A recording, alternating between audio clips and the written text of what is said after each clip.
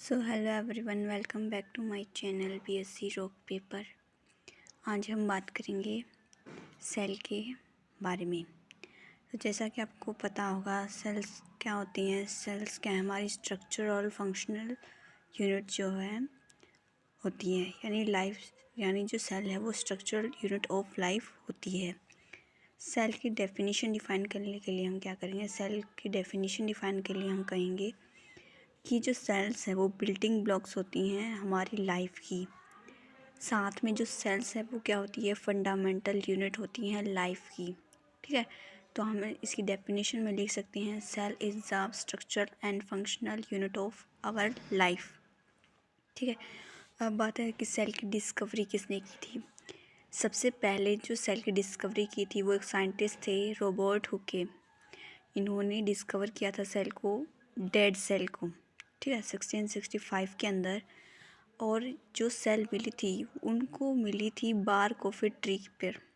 ठीक है, फिर है लिवॉन हुक, एक साइंटिस्ट आए थे सेकंड रॉबर्ट हुक के बाद 1674 के अंदर। उन्होंने बताया था कि जो सेल्स हैं वो क्या होती है, फ्री लिविंग होती हैं पानी के अंदर। 1674 के अंदर ये बात इन्होंने बताई थी। फिर हमारे रॉबर्ट ब्राउन, जिन्होंने 1831 के अंदर बताया था कि न्यूक्लियस क्या होता है, न्यूक्लियस के बारे में डिस्कवर किया था इन्होंने।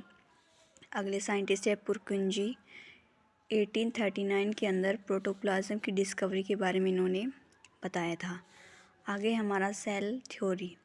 सेल थ्योरी हमारी क्या कहती है कि all the plants and animals are composed of life, यानी कि जितने भी प्लांट्स हैं और जितने भी एनिमल्स हैं वो क्या है, सेल से बने हुए हैं। साथ में सेल थ्योरी के अंदर ही कहा था कि जो सेल है वो क्या है, हमारा basic unit of life.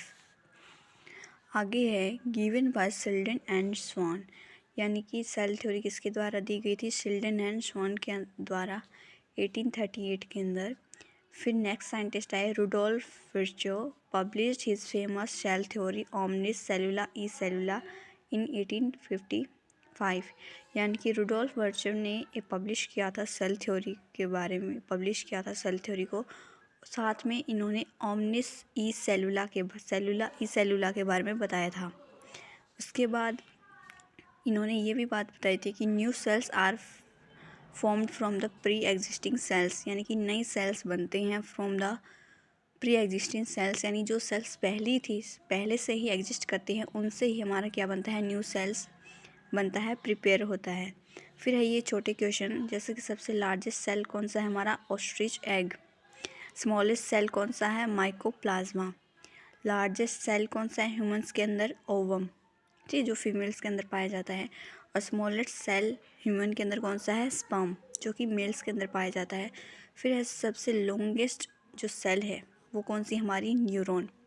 Neuron को हम structural unit of nervous system भी कहते हैं, यानी कि इसको हम कह सकते हैं structural unit of nervous system.